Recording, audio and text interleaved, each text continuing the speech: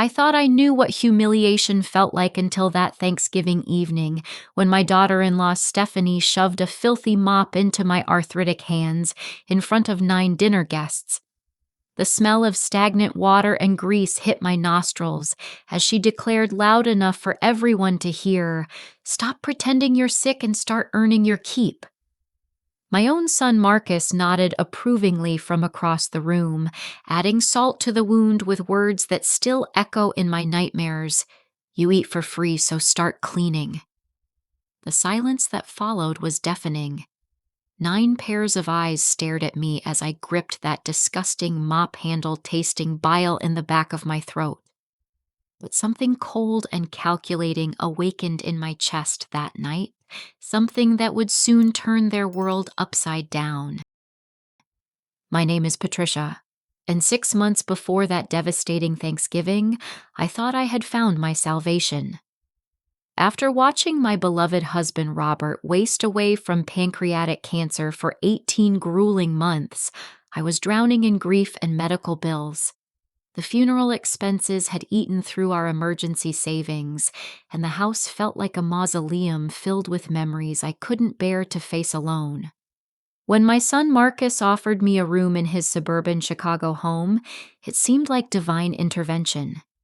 He and his wife Stephanie had twin daughters Emma and Sophie who were 8 years old and desperately needed after-school care. I could help with the children while getting back on my feet emotionally and financially. The arrangement seemed mutually beneficial. I would pay $1,500 monthly for room and board, plus contribute to groceries and utilities. In exchange, I would have a place to heal while providing childcare and household assistance. Marcus worked as a middle manager at a technology consulting firm, pulling in decent money, but constantly stressed about quarterly projections and client demands. Stephanie worked part-time at an upscale boutique called Gilded Lily, though she spent more on designer handbags than she earned in commissions. My basement room was hardly luxurious, but I convinced myself it was temporary. The narrow windows barely let in daylight, and the heating system struggled to reach the lower level during Chicago's brutal winters. Still, I had my independence, my Social Security payments, and a small pension from my 30-year nursing career. The first few months passed peacefully enough. I picked up the twins from school, helped with homework, and prepared dinner most evenings. My rheumatoid arthritis had been manageable for years with medication, though the stress of losing Robert had triggered some uncomfortable flare-ups.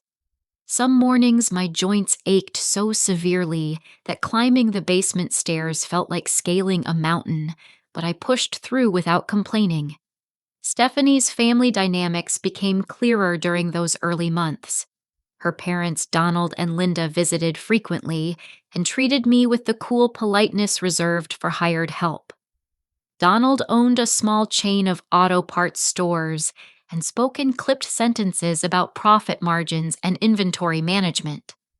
Linda had never worked outside the home but carried herself with the entitled air of someone who believed her husband's modest success made her royalty. Stephanie's younger sister Brenda was cut from the same cloth, married to Kyle, a pharmaceutical sales representative who drove a leased BMW and talked endlessly about his golf handicap. The entire family shared an obsession with material possessions and social status that made me increasingly uncomfortable. But it was Marcus who disappointed me most. The thoughtful boy who once brought me dandelions and defended neighborhood cats from bullies had transformed into a man who measured his worth by his wife's approval and his in-laws' acceptance.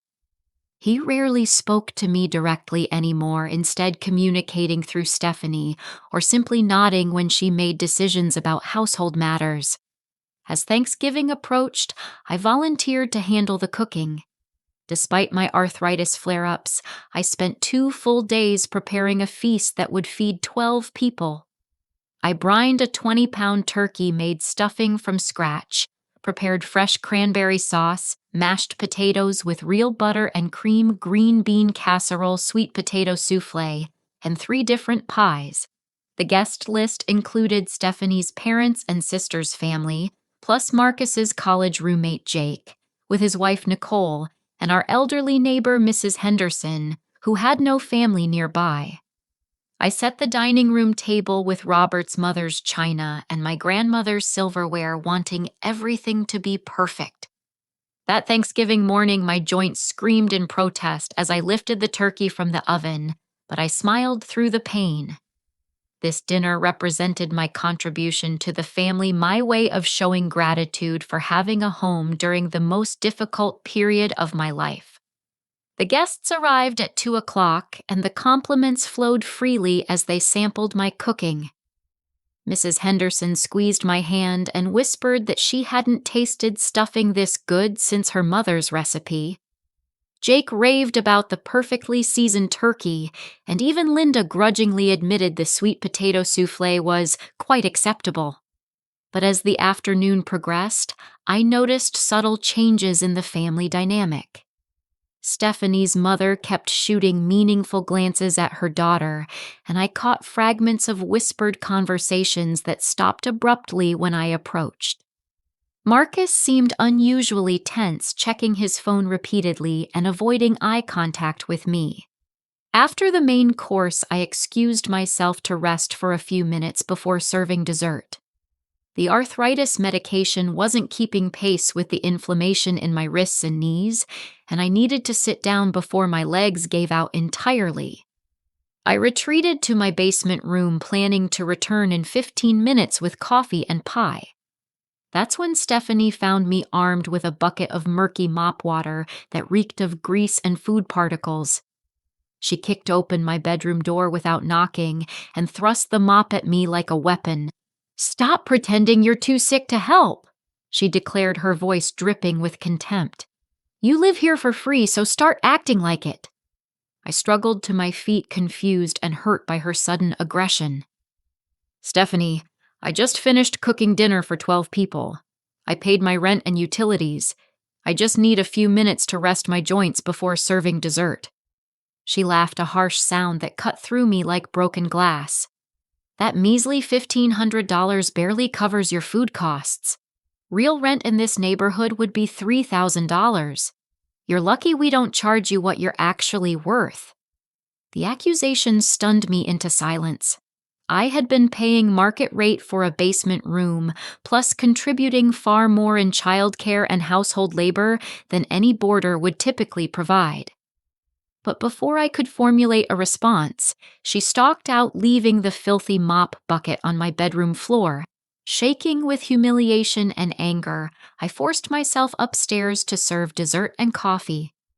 The guests chatted pleasantly about holiday plans and family traditions, while I mechanically cut pie slices and poured coffee, feeling invisible and worthless. But the real blow came as I was clearing dessert plates. From the kitchen, I heard Stephanie talking on her cell phone, her voice low, but not quite quiet enough. "The old woman won't last much longer anyway," she was saying. "Marcus already agreed to put her in Sunset Manor after Christmas. We just need her social security checks for 3 more months, then we're free to do what we want with this house." The coffee pot slipped from my numb fingers, shattering on the kitchen floor. But the sound of breaking ceramic was nothing compared to the sound of my world crashing down around me. That night, after the last guest departed and the family retreated to their bedrooms, I sat in my basement room staring at the mop bucket Stephanie had abandoned on my floor. The smell of stagnant water and rotting food particles filled the small space, but I couldn't summon the energy to move it. My mind reeled with the implications of what I had overheard. Sunset Manor. The name triggered a memory from my nursing days, and I immediately pulled out my laptop to search for information. What I found made my blood run cold. Sunset Manor was a state-funded facility for indigent elderly patients with a 1-star rating and multiple citations for neglect and abuse. The online reviews painted a picture of understaffed wards, spoiled food, and residents left in their own waste for hours. This was where my son planned to abandon me. Unable to sleep, I began examining my financial situation with the sharp focus that had once made me an excellent charge nurse. I logged into my bank accounts and discovered my worst fears confirmed. Over the past 4 months, Marcus had systematically drained $12,000 from my savings account through electronic transfers. As my designated caregiver on the account, he had legal access to help manage my finances. But these weren't small withdrawals for legitimate expenses. They were substantial transfers that coincided with his luxury purchases, a new watch, upgraded furniture, and Stephanie's designer handbags. Even worse, I discovered that my Social Security deposits were being redirected to an account I had never opened. The monthly checks that represented my primary income were flowing directly into Marcus and Stephanie's hands, leaving me completely dependent on their goodwill for basic necessities. The betrayal cut deeper than anything I had experienced, even Robert's death. My husband had died from disease, something beyond anyone's control. But this was deliberate exploitation by the child I had raised and sacrificed for throughout my life. As dawn approached, I decided to search Marcus's home office for additional evidence. The door was rarely locked, and I knew he kept important papers in his desk drawers. What I found there destroyed any remaining hope that this might be a misunderstanding. A manila folder labeled Patricia contained correspondence with Dr. Williams, our family physician. But these weren't routine medical records. Instead, I found letters from Stephanie describing my supposed symptoms of dementia and cognitive decline. According to these fabricated reports, I had been wandering around the house at night, forgetting to turn off kitchen appliances and becoming confused during simple conversations. Stephanie claimed I had asked her the same questions repeatedly and seemed disoriented about time and place. None of this was true. My mind remained sharp despite my physical challenges, but Stephanie was systematically building a case for my mental incompetence. The medical deception went further. I found draft guardianship papers that would give Marcus legal control over all my assets and medical decisions. The documents painted me as a vulnerable elderly woman who could no longer manage her own affairs and needed protection from her own poor judgment. In a separate folder, I discovered they had already contacted elder law attorneys about accelerating the guardianship process. The legal fees alone would cost thousands of dollars money that would ultimately come from my own assets once they gained control. But the most devastating discovery came from Marcus's computer browser history. He had been researching the sale of our family cabin in Lake Tahoe, a property Robert and I had purchased 30 years ago as a retirement retreat. The cabin was worth nearly $400,000 and represented my primary asset beyond Social Security. Marcus had already contacted 3 real estate agents about listing the property, claiming he needed to sell quickly due to his mother's medical expenses. The agents had no idea that I was alive, competent, and had never authorized any sale. Email records showed that Marcus and Stephanie had been using the cabin for weekend getaways, without my knowledge, treating it like their personal vacation property. They had damaged the hardwood floors, left the kitchen in deplorable condition, and told neighbors they were the new owners. As I read through months of correspondence, the full scope of their plan became clear. They weren't just stealing my money. They were systematically erasing my identity and autonomy. Once they gained guardianship, everything I owned would become theirs to control or dispose of as they pleased. The Thanksgiving incident hadn't been a momentary loss of temper. It was part of a calculated campaign to establish my role as a dependent burden who contributed nothing to the household. I thought about Mrs. Henderson, the lonely neighbor who had enjoyed Thanksgiving dinner with us. She had whispered to me about her own struggles with her son, who had been pressuring her to sell her house and move into assisted living. At the time, I had offered sympathy and support. Now I wondered if she was facing the same kind of systematic manipulation. Around 6 in the morning, I heard movement upstairs as Stephanie's parents prepared to leave after their overnight visit. I crept halfway up the basement stairs and listened to their conversation in the kitchen. "I still think you should move faster," Linda was saying. "The longer she stays here, the more difficult this becomes. Patricia was always too independent for her own good." Donald's response chilled me to the bone. "My brother Harold handles elder law cases. He says the key is documenting incidents that show declining capacity. Once you have enough evidence, the courts move quickly." "We're working on it," Stephanie replied. "Dr. Williams is already concerned about her confusion and memory problems. Marcus thinks we can file the papers after New Year's." "Good," Linda said. "This house has too much potential to waste on charity cases. That basement could be converted into a rental unit for young professionals. You could easily get $2,000 monthly." They weren't just planning to steal my assets. They had already identified my replacement, viewing me as nothing more than an obstacle to their financial goals. The conversation continued as they discussed timeline and logistics. I learned that they had been documenting every instance where I appeared tired, confused, or overwhelmed.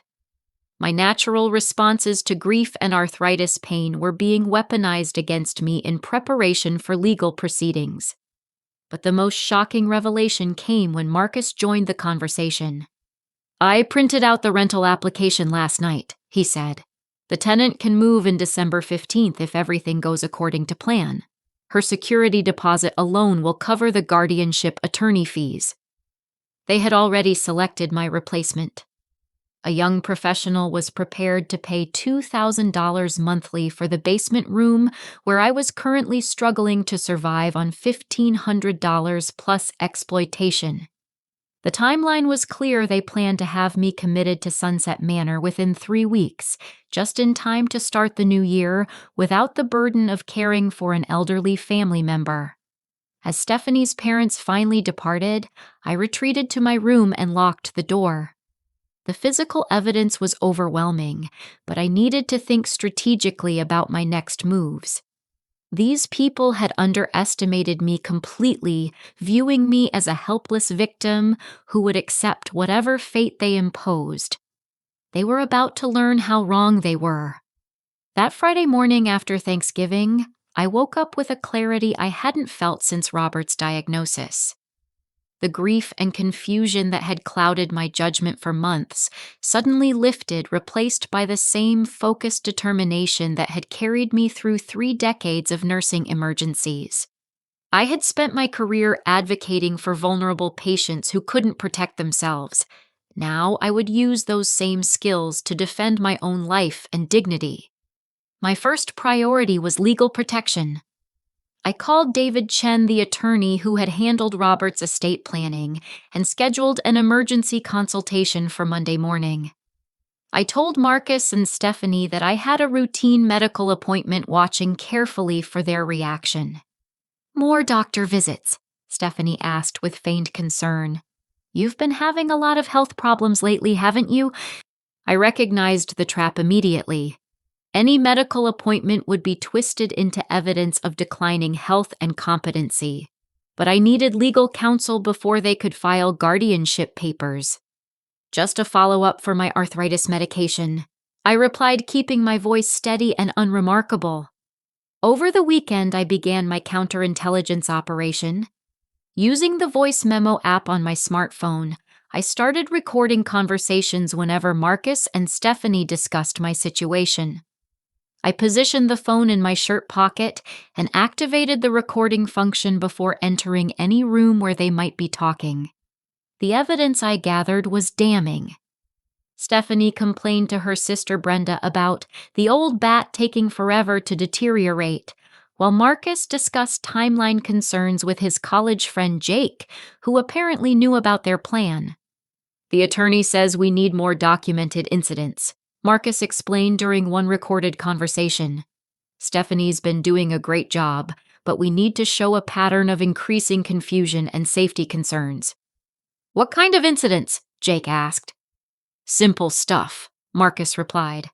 "Forgetting conversations, putting things in wrong places, seeming disoriented about time or location. The key is having witnesses who can testify about specific examples." I realized they had been orchestrating situations designed to make me appear confused or incompetent. The times when Stephanie asked me to retrieve items from rooms where she claimed to have left them only to act surprised when I couldn't find them. The instances when Marcus corrected my recollections of family events, making me question my own memory. It was psychological warfare disguised as family concern. On Sunday, I drove to a different neighborhood and opened a new checking account at Chase Bank, using my maiden name and my sister's address in Portland as backup contact information. I transferred $3,000 from my compromised savings account, telling the bank representative I needed funds for Christmas shopping. The transfer would alert Marcus to unusual activity, but I planned to be ready for his questions. Sure enough, Monday morning brought an interrogation disguised as casual conversation. "Mom, the bank called about some unusual account activity," Marcus said as I prepared to leave for my attorney appointment. "Did you make any large withdrawals lately?" "I took out some Christmas money," I replied truthfully. "Is that a problem?" Stephanie appeared in the kitchen doorway, arms crossed and expression suspicious. "How much money are we talking about?" "Enough for gifts for the granddaughters," I said. "I want to make sure Emma and Sophie have a special Christmas." This explanation seemed to satisfy them temporarily, but I noticed Stephanie writing something in a small notebook she always carried. She was documenting the incident as evidence of financial irresponsibility or confusion. My meeting with David Chen proved invaluable. A sharp man in his 50s with silver hair and kind eyes, he listened to my story with increasing alarm and immediately understood the severity of my situation.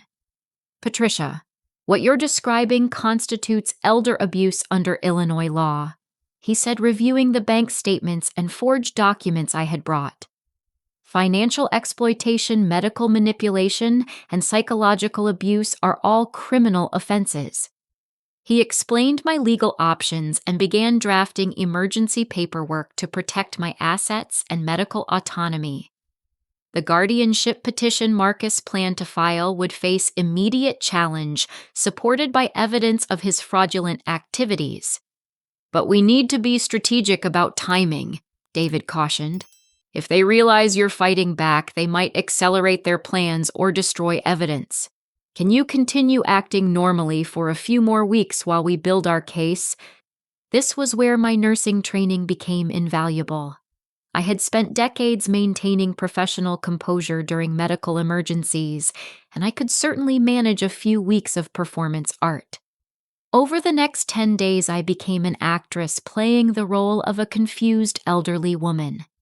I let Stephanie catch me putting milk in the pantry instead of the refrigerator, then acted appropriately embarrassed when she corrected me. I asked Marcus to repeat conversations we had never actually had, seeming genuinely puzzled when he claimed I was forgetting things. The performance was nauseating, but it served its purpose. Marcus and Stephanie grew increasingly confident in their narrative, documenting each incident with satisfied smugness. Meanwhile, I was building my own documentation. I photographed the deplorable conditions in my basement room, including black mold around the windows and a heating system that barely maintained 50 degrees during December's cold snap. I recorded conversations where they discussed their plans, and I researched Illinois elder abuse statutes. I also reached out to my former nursing colleagues who could testify to my mental competence and professional capabilities. Dorothy Williams, my former supervisor at Northwestern Memorial Hospital, was particularly supportive. "Patricia, you were one of the sharpest nurses I ever worked with," she said during a lunch meeting. "Your assessment skills and critical thinking were exceptional. Anyone who claims you're mentally incompetent is either ignorant or lying." I arranged for Dorothy and 3 other nursing colleagues to provide written statements about my cognitive abilities, creating a paper trail that would demolish any claims of dementia or confusion. But my most important discovery came during a secret trip to Lake Tahoe. I told Marcus and Stephanie that I was visiting an old nursing friend in Milwaukee, then drove 4 hours to inspect our family cabin. What I found there broke my heart and fueled my determination. The beautiful retreat where Robert and I had spent countless peaceful weekends was trashed beyond recognition. Someone had punched holes in the drywall, the hardwood floors were scratched and stained, and the kitchen was filled with rotting food and empty alcohol bottles. Worse, I discovered they had been advertising the property as a vacation rental on Airbnb, charging guests $200 per night to stay in what was legally my home. The rental income was being deposited into Marcus's personal account, representing thousands of dollars in theft. I spent an entire day documenting the damage with photographs and cleaning up the worst of the mess. In the master bedroom closet, I found something that made me physically sick: a folder containing real estate appraisals and marketing materials.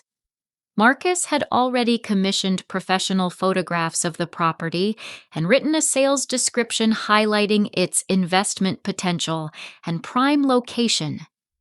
The asking price was $350,000, with a note that the seller was motivated due to family health concerns. My son was planning to sell my home and pocket the proceeds while I rotted in a state nursing facility. But the final straw came when I returned to Chicago and found that Stephanie had thrown away Robert's ashes. I discovered the desecration while taking out the garbage Tuesday morning. Among the regular household trash, I spotted the familiar wooden urn that contained my husband's cremated remains. Stephanie had wrapped it in a grocery bag and placed it with the kitchen scraps, treating my husband's remains like worthless refuse.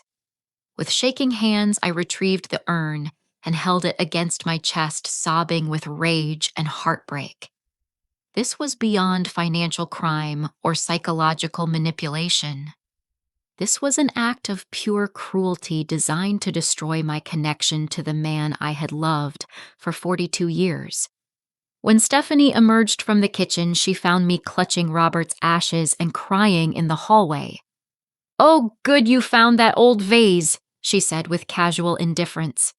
"I was cleaning out the basement storage and didn't realize it was important. Why are you keeping a dirty old urn anyway?" The performance was masterful.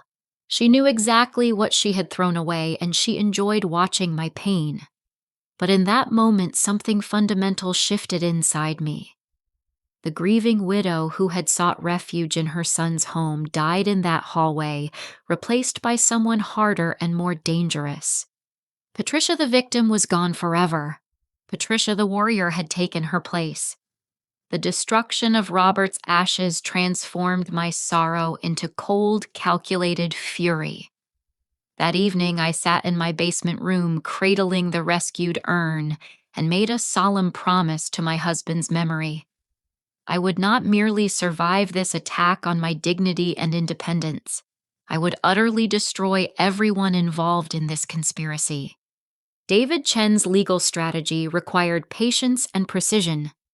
Over the next 2 weeks, we methodically built an airtight case while I continued my performance as a confused elderly woman. The key is overwhelming evidence. David explained during our secret meetings at a coffee shop 20 minutes from my neighborhood. We need to prove not just financial theft, but systematic abuse designed to render you incompetent. When we spring this trap, they won't have any escape routes. I provided David with copies of every forged document, recorded conversation, and financial transaction.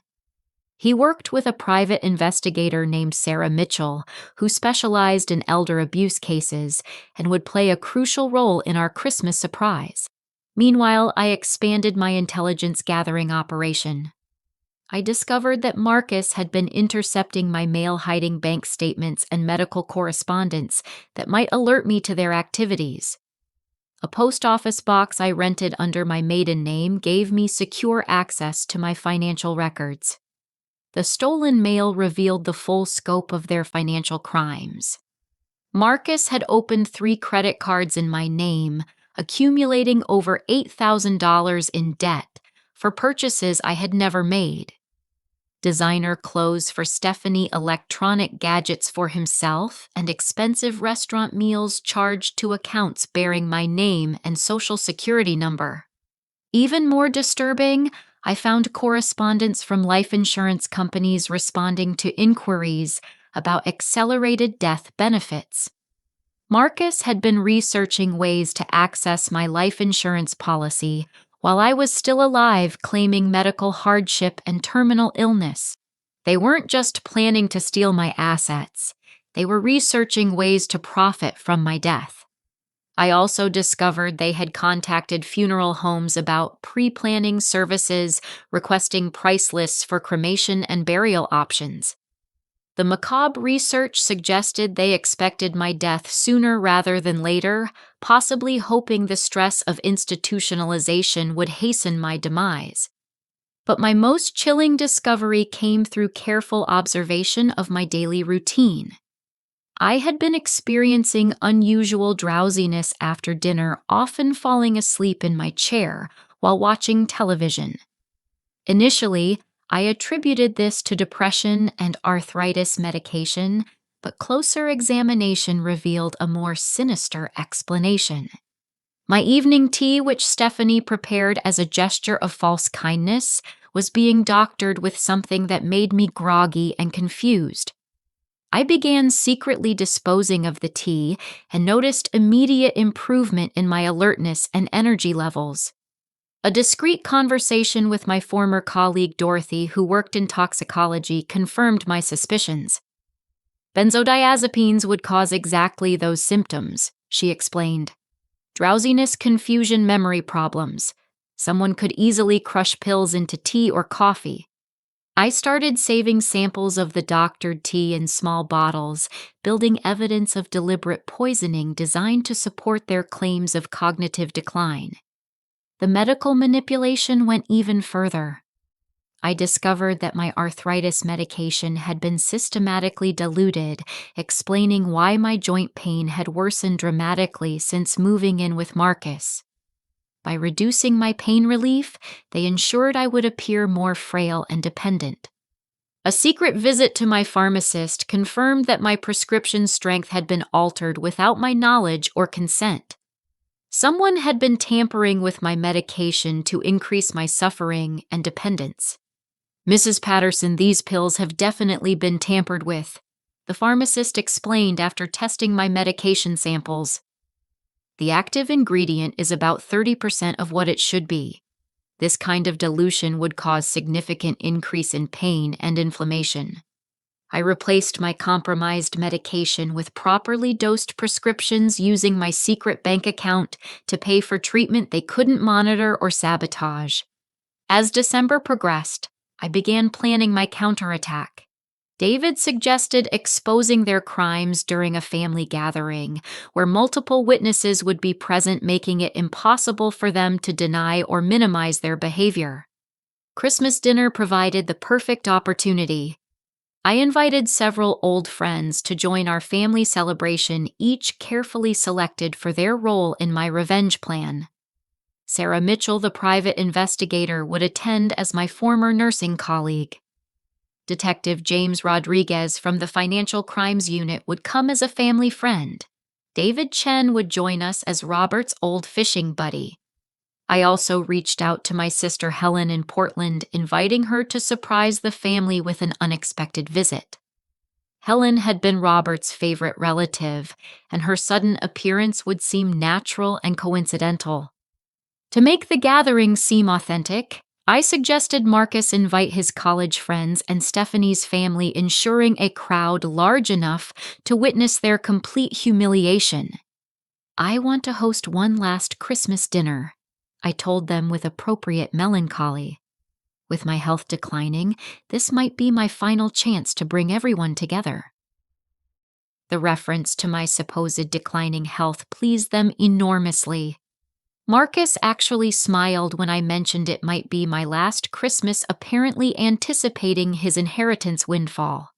As December 23rd approached, I made my final preparations. I installed tiny recording devices in the dining room and living room, ensuring every word of their confession would be captured on tape. I prepared detailed evidence packets for each law enforcement official documenting every crime with supporting evidence and witness statements. Most importantly, I had David file emergency protective orders that would freeze their access to my accounts the moment we revealed our evidence. By Christmas morning, their financial crimes would be locked down tight. But I saved the most devastating surprise for last. During my investigation, I had discovered that Marcus and Stephanie had previously committed similar crimes against Stephanie's elderly Aunt Margaret. 2 years earlier, the 90-year-old woman had died in Sunset Manor after her family gained guardianship and seized her assets. Through Detective Rodriguez's connections, I learned that Margaret's death was being investigated as suspicious. The same pattern of medical manipulation, financial theft, and psychological abuse had preceded her institutionalization and death. Marcus and Stephanie weren't just planning elder abuse. They were potentially serial killers who targeted vulnerable family members for their inheritance money. This discovery would transform their Christmas dinner arrest from a simple financial crime into a murder investigation. On Christmas Eve, as I wrapped presents for Emma and Sophie, I felt a peace I hadn't experienced since Robert's death. Tomorrow would bring justice not just for me, but for Margaret and countless other elderly victims who had suffered in silence. The children deserved better than parents who viewed family members as financial opportunities to exploit. My granddaughters would be protected from learning their parents' true nature through my intervention. I placed Robert's urn on my nightstand and whispered a final promise. Tomorrow, my love. Tomorrow they pay for everything. Christmas morning would bring the reckoning they so richly deserved. Christmas morning dawned crisp and clear with fresh snow covering Chicago in a pristine white blanket that seemed to promise redemption and new beginnings. I woke before sunrise and spent extra time preparing myself for the performance of my lifetime. By 10 o'clock, I had transformed our dining room into a Christmas masterpiece. The table gleamed with my finest china and crystal, while the aroma of roasting turkey filled the house with warmth and tradition. To any observer, I appeared to be a devoted grandmother creating magical Christmas memories for her family. Marcus and Stephanie seemed unusually relaxed, clearly anticipating their final month of tolerating my presence before implementing their guardianship plan. They had no idea this Christmas dinner would become the centerpiece of their criminal prosecution. The first guests arrived at noon. Sarah Mitchell, the private investigator, appeared at the door carrying a bottle of wine and a warm smile. "Patricia, I've been so looking forward to meeting your family," she said, embracing me like an old friend. "You look wonderful." To Marcus and Stephanie, she was simply Sarah, my former nursing colleague from Northwestern Memorial Hospital, who had driven down from Milwaukee to celebrate Christmas with old friends. Detective Rodriguez arrived 20 minutes later, a stocky man in his 40s with gentle eyes and an easy laugh. "Call me Jim," he told Marcus when they shook hands. "Patricia and my late father were good friends. He always spoke so highly of your family." David Chen completed my team of allies, arriving with his wife and adult daughter to maintain the appearance of a social visit. "Patricia, Robert would be so proud of how you're doing," he said meaningfully, squeezing my hand in support. Marcus seemed pleased by the gathering, probably calculating how these witnesses would support his narrative of my dependence and fragility. Stephanie played the role of concerned daughter-in-law, to perfection, fussing over my comfort and repeatedly asking if I needed help in the kitchen. "She's been so confused lately," Stephanie confided to Sarah while I was carving the turkey. Just yesterday, she couldn't remember where she put her medication. We're all worried about her safety." Sarah nodded sympathetically while mentally cataloging every lie for her report. The twins Emma and Sophie provided delightful distraction as they opened their Christmas presents. I had bought them beautiful doll houses with complete furniture sets, gifts that sparked genuine joy and gratitude. Their innocent happiness reminded me why this battle mattered so much. During dinner, I began laying the groundwork for my revelation. "This has been such a difficult year," I said, dabbing my eyes with a napkin. Losing Robert, having to depend on family generosity, dealing with my health problems. I just feel so grateful that Marcus and Stephanie have been willing to take care of me. "Mom, you know we're happy to help," Marcus replied, though I noticed him exchange a quick glance with his wife. "I know you are," I continued. "And I've been thinking about ways to show my appreciation. Maybe it's time to discuss making some changes to my will, ensuring you're properly taken care of for all your sacrifices." This comment electrified the room. Stephanie's eyes lit up with undisguised greed, while Marcus leaned forward with sudden interest. "You don't need to worry about that right now," Stephanie said, though her voice betrayed her excitement. "Your health is the most important thing." "But I do worry," I replied, "especially with my memory getting so unreliable. Sometimes I can't even remember if I've taken my medication or paid my bills. Thank goodness Marcus has been helping with my finances." Detective Rodriguez leaned back in his chair, observing the family dynamic with professional interest. Sarah asked innocent questions about my daily routine, while David listened carefully to every response. After dessert, I suggested we move to the living room for coffee and family conversation. This was the moment I had been anticipating for weeks. "Before we relax," I announced, "I have something important to share with everyone." I retrieved a manila folder from the kitchen counter and returned to the living room where all eyes were focused on me with varying degrees of curiosity and concern. As you all know, this year has been incredibly challenging for me. I began settling into my favorite armchair. I felt confused and overwhelmed, struggling to manage my finances and my health. I've been so grateful for Marcus and Stephanie's patience with my problems. Marcus shifted uncomfortably in his seat, perhaps sensing a change in the atmosphere. "But recently, I've discovered some things that have clarified my confusion considerably." I continued opening the folder.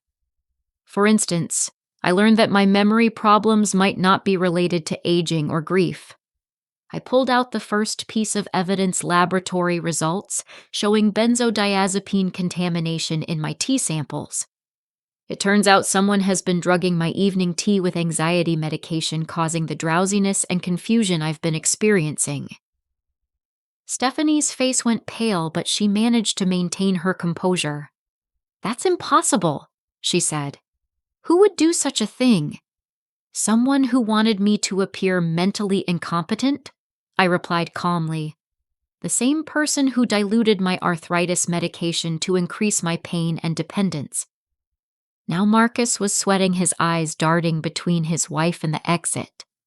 I continued my methodical destruction of their lies, producing bank statements that documented unauthorized transfers, credit card applications with forged signatures, and correspondence about guardianship proceedings. "I also discovered that my mail has been intercepted," I said, producing copies of hidden documents. Bills and statements that would have alerted me to identity theft and financial fraud. Sarah Mitchell leaned forward with professional interest. "Patricia, these are very serious allegations. Have you reported this to authorities?" "Actually," I said, turning to face my son directly, "I think it's time for proper introductions." The room fell silent as I gestured toward my dinner guests. "Marcus and Stephanie, I'd like you to meet Sarah Mitchell from Adult Protective Services. She specializes in elder abuse investigations." Stephanie's wine glass slipped from her fingers, shattering on the hardwood floor.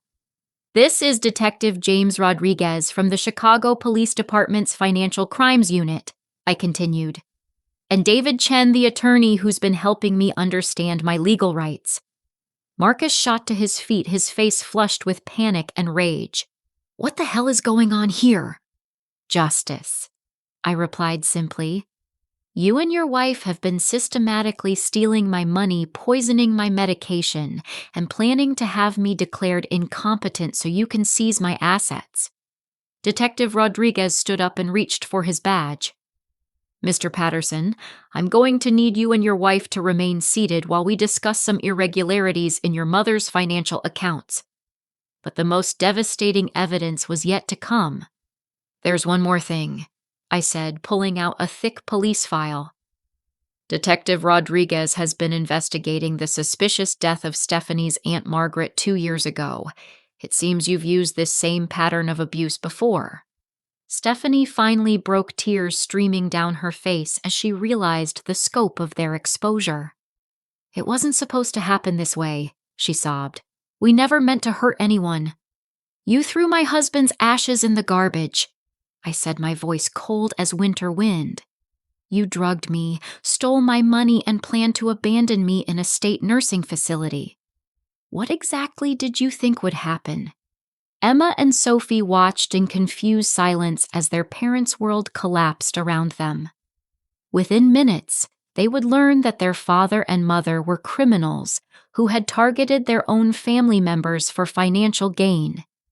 Detective Rodriguez began reading Miranda rights, while Sarah Mitchell documented the confession that Stephanie had just provided in front of multiple witnesses. The trap had closed perfectly, capturing them in their own web of lies and cruelty. But the best was yet to come. The aftermath of Christmas dinner unfolded with the precision of a surgical procedure.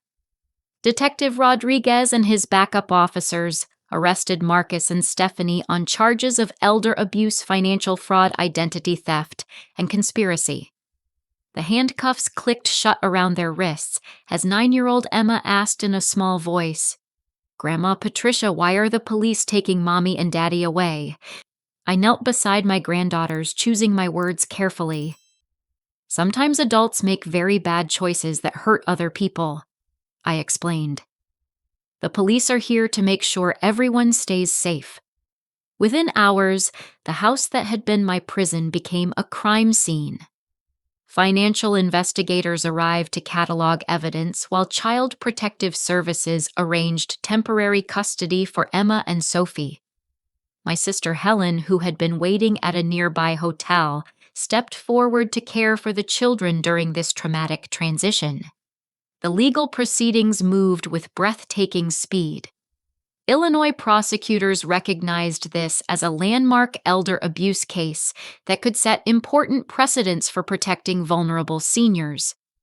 The evidence was so overwhelming that plea negotiations never seriously began. District Attorney Michael Carson personally took charge of the prosecution. This case represents everything wrong with how our society treats elderly family members, he announced at a press conference. We will pursue the maximum penalties allowed under state and federal law. Marcus faced charges including aggravated financial exploitation of an elderly person, identity theft, mail fraud, conspiracy, and attempted murder through medication tampering.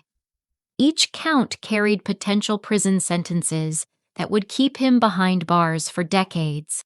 Stephanie confronted identical charges plus practicing medicine without a license for deliberately altering my prescriptions. Her tearful confession on Christmas Day had been recorded by multiple witnesses and devices, making denial impossible. But the most serious charges emerged when Detective Rodriguez's investigation uncovered the full truth about Stephanie's Aunt Margaret. The elderly woman had died under suspicious circumstances after being institutionalized through the same guardianship fraud Marcus and Stephanie had planned for me. Margaret's medical records revealed a pattern identical to my experience: diluted medications, unexplained drowsiness, and rapid cognitive decline that coincided with her family's financial control. Her death certificate listed heart failure, but toxicology tests had never been performed. When Margaret's body was exhumed for additional testing, the results shocked even seasoned investigators. High levels of digoxin, a heart medication Margaret had never been prescribed, were found in her tissue samples. Someone had deliberately poisoned her, causing the heart failure that killed her. Marcus and Stephanie now faced murder charges in addition to their elder abuse crimes.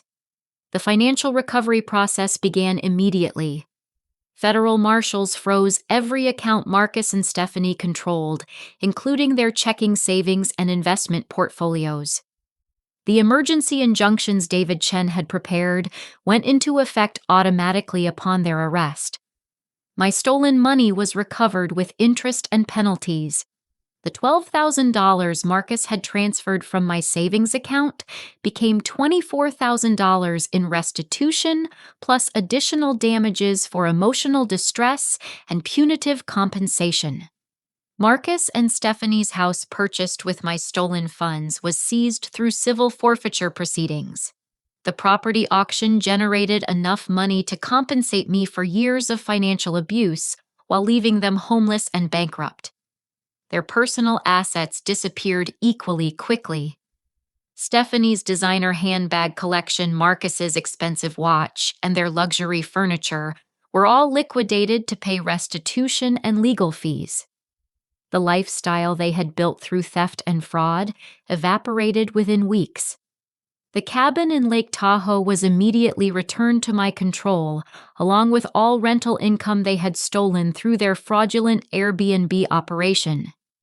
Professional cleaning and restoration services repaired the damage they had caused, returning the property to its former beauty.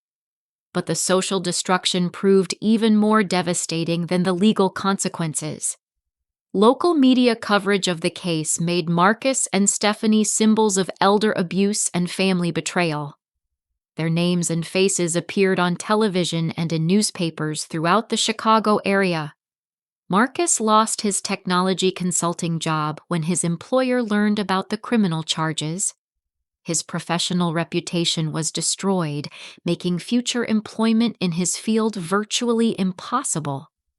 Stephanie's boutique fired her immediately, and her social circle abandoned her completely.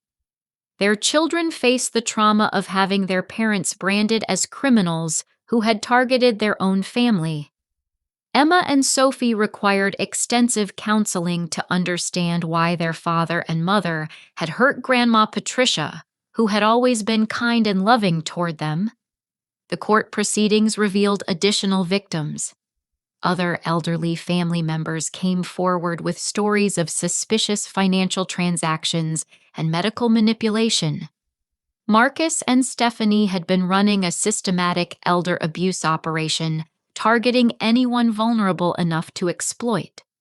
At their sentencing hearing 8 months later, Judge Maria Santos delivered justice with clarity and finality.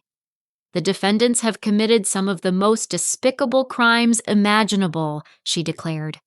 They targeted a grieving widow who had recently lost her husband of 42 years. They poisoned her, stole her money, and planned to abandon her in a substandard nursing facility while they profited from her suffering. Marcus received 15 years in federal prison for elder abuse, financial fraud, and conspiracy. Stephanie was sentenced to 12 years plus mandatory restitution payments that would continue long after her release. Both lost all parental rights to Emma and Sophie, who were legally adopted by Helen with my full support. The children would grow up knowing the truth about their biological parents, while being protected from further exposure to their criminal behavior. The murder charges for Margaret's death were still pending, with prosecutors seeking additional sentences that could keep them imprisoned for life. As I sat in the courtroom watching Marcus and Stephanie led away in shackles, I felt no satisfaction in their destruction. Instead, I experienced profound relief that other vulnerable seniors would be protected from their predatory behavior. The woman who had been handed a dirty mop in humiliation had become an advocate for elder abuse victims throughout Illinois. My testimony before the state legislature led to stronger penalties for financial exploitation and better protections for senior citizens. But the most important victory was personal. Emma and Sophie were safe, healthy, and thriving under Helen's care. They visited me every Sunday for baking sessions and storytelling, building new family traditions based on love and honesty instead of manipulation and greed. The basement room where I had suffered became a symbol of my transformation. I donated Marcus and Stephanie's house to a nonprofit organization that provided transitional housing for elder abuse survivors, ensuring other victims would find refuge where I had once been imprisoned. My own life flourished in ways I had never imagined possible. Free from the stress and manipulation that had clouded my judgment, my health improved dramatically. My arthritis became manageable with proper medication, and my energy returned along with my sense of purpose. I moved into a beautiful senior community where my nursing background and advocacy experience made me a valued resident leader. The monthly rent was half what I had been paying Marcus, and I was surrounded by peers who respected my independence and valued my contributions. The financial security I had fought to protect allowed me to pursue dreams that had been deferred during decades of caregiving. I traveled to Europe with a group of retired nurses, fulfilling Robert's wish that I see the world after his death. I audited classes at the local university learning about art history and creative writing. Most importantly, I discovered my voice as an elder rights advocate. I testified at hearings, spoke at conferences, and mentored other seniors who faced family exploitation. The woman who had been silenced and dismissed became a powerful force for protecting vulnerable elderly Americans. My story became a documentary film that aired on national television, reaching millions of families who might be experiencing similar abuse.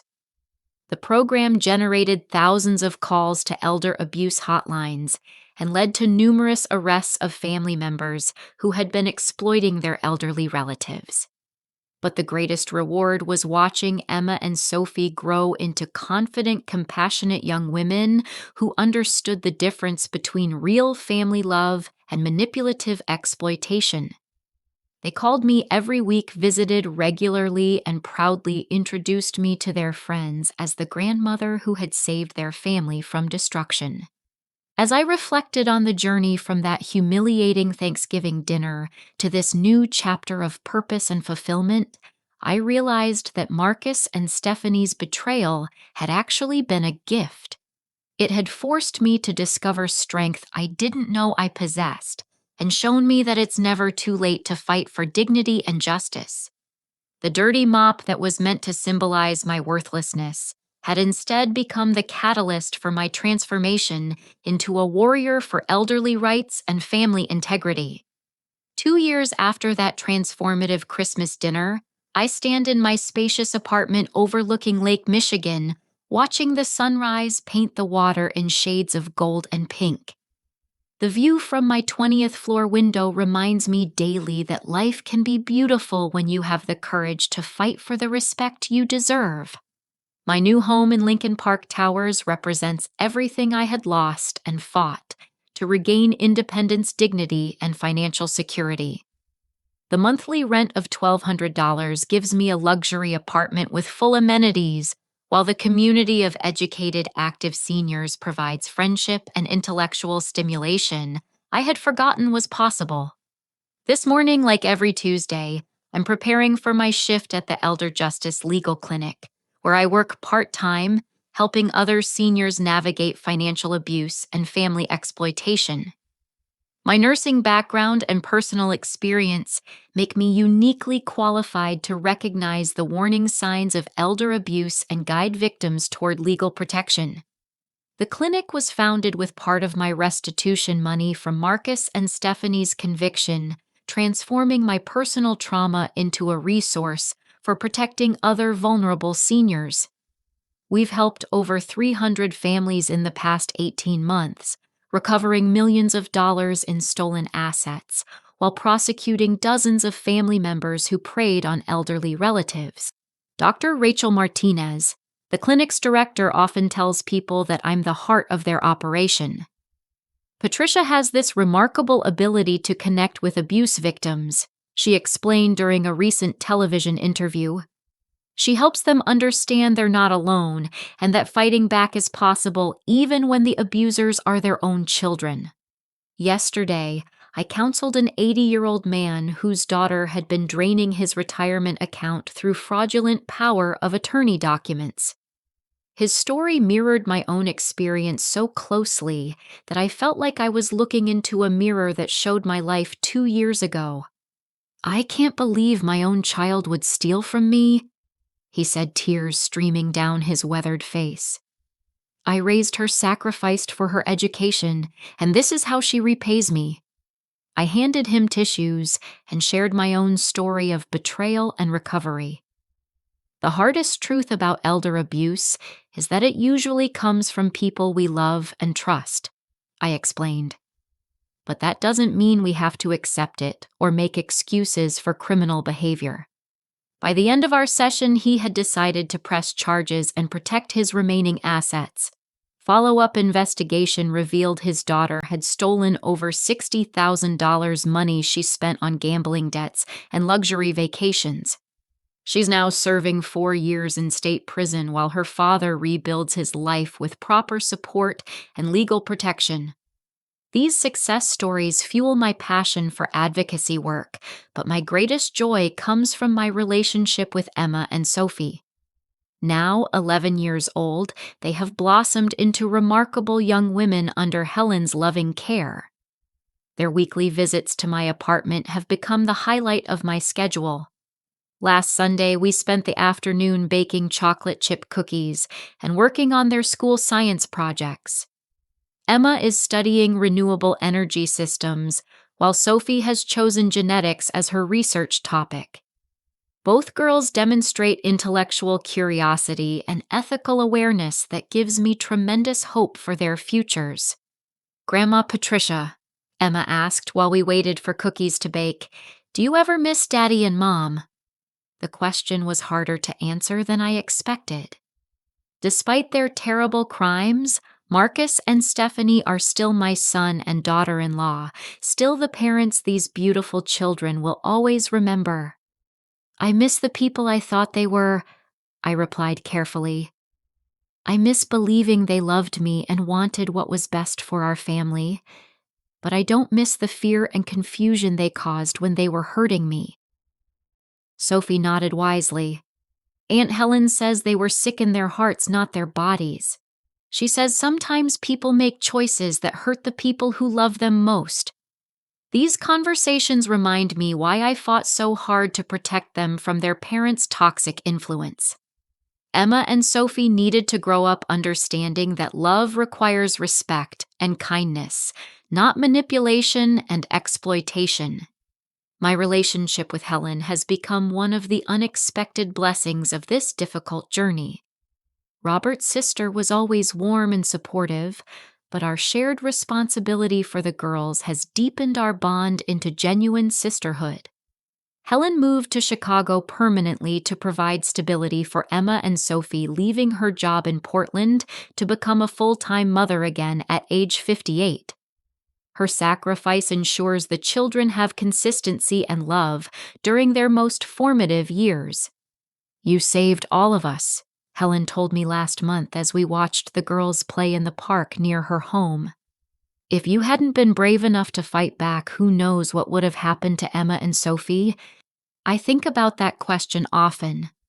Marcus and Stephanie's financial desperation was escalating, and their willingness to poison me suggested they might have eventually turned their violence toward the children.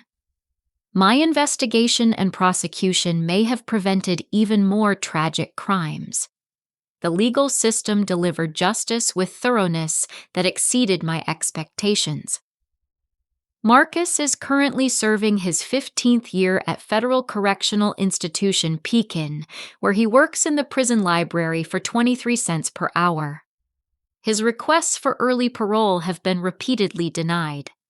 Stephanie remains at federal prison camp Alderson, scheduled for release in 2 years if she maintains good behavior and continues paying restitution.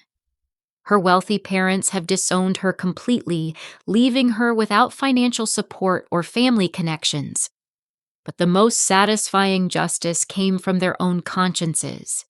Both Marcus and Stephanie have written multiple letters apologizing for their actions and expressing remorse for the pain they caused. I haven't responded to their communications, but I keep the letters as evidence of their acknowledgement of guilt. Marcus wrote last Christmas, "Mom, I know you'll probably never forgive me, and I don't deserve forgiveness anyway. I became a monster who hurt the woman who gave me life and loved me unconditionally. I pray every day that Emma and Sophie never learn to hate me the way I deserve to be hated." These letters suggest they understand the magnitude of their betrayal, though I remain skeptical about their sincerity.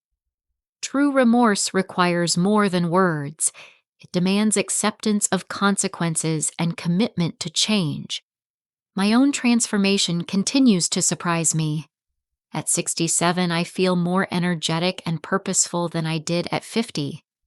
The stress and depression that clouded my thinking for months after Robert's death have been replaced by clarity and determination. I've returned to school part-time, earning a certificate in elder law advocacy that enhances my clinic work. My professors, all decades younger than me, treat me as a peer whose life experience enriches classroom discussions about aging family dynamics and legal protection for vulnerable populations. Last month, I spoke at the National Conference on Elder Abuse, sharing my story with social workers, attorneys, and law enforcement officers from across the country. The standing ovation I received wasn't for me personally, but for every senior citizen who has found the courage to fight back against family exploitation. Elder abuse thrives in silence and isolation, I told the audience. When we speak truth about our experiences, we break the shame and secrecy that enables these crimes to continue.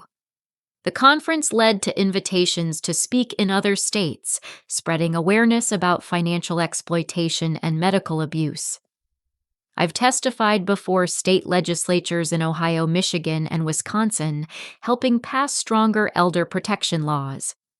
These advocacy efforts have introduced me to other survivors who have become close friends. Margaret Thompson, whose son stole her house through forged documents, now volunteers at our clinic. David Kim, whose daughter-in-law was slowly poisoning him with insulin, helps train police officers to recognize medical abuse. Together, we formed a support network that demonstrates the power of turning personal trauma into social advocacy. We call ourselves the Silver Warriors, and our motto is dignity through action. My financial situation has stabilized far beyond my expectations. The restitution payments from Marcus and Stephanie, combined with my Social Security pension and part-time clinic salary, provide comfortable security. The Lake Tahoe cabin has become a profitable vacation rental that generates additional income while preserving Robert's memory. More importantly, I've learned to value my worth independently of others' opinions or treatment. The woman who once accepted humiliation and exploitation has been replaced by someone who demands respect and refuses to tolerate abuse in any form. This Sunday, Emma and Sophie are bringing their school friends to my apartment for a pizza party and movie night. At their age, I was already learning to minimize my needs and prioritize other people's comfort. These girls will grow up knowing they deserve kindness and respect from everyone in their lives. As I finish my morning coffee and prepare for another day at the clinic, I reflect on the profound lesson of the past 2 years. Family relationships built on love and respect are precious gifts that should be cherished and protected. But relationships based on exploitation and manipulation are toxic connections that must be severed regardless of biology or social expectations.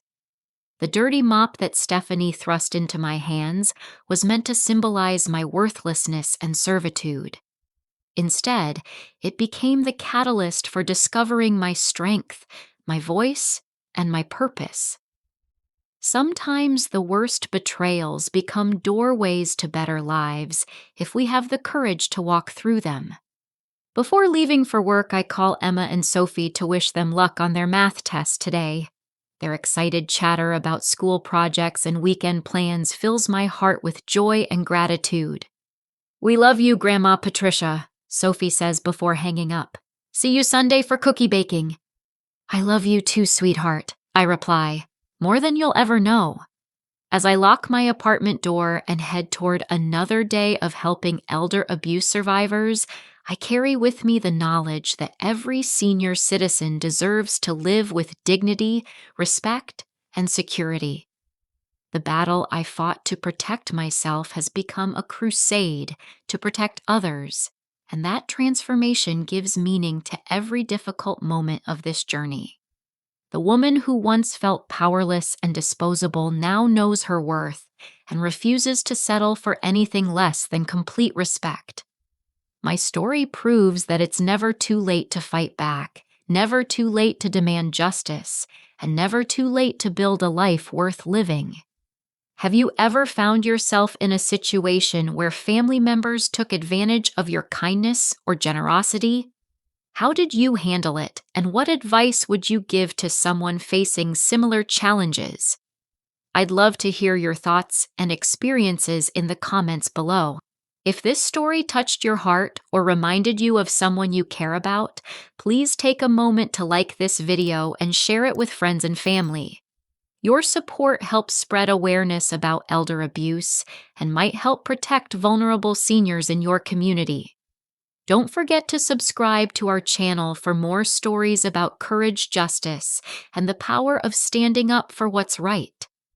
Together, we can create a world where every person is treated with the dignity and respect they deserve. Thank you for listening to my story and for being part of a community that believes in justice and family protection. May you always have the courage to fight for what's right and the wisdom to know your own worth. Until next time, remember that your voice matters. Your dignity is non-negotiable, and it's never too late to create the life you deserve.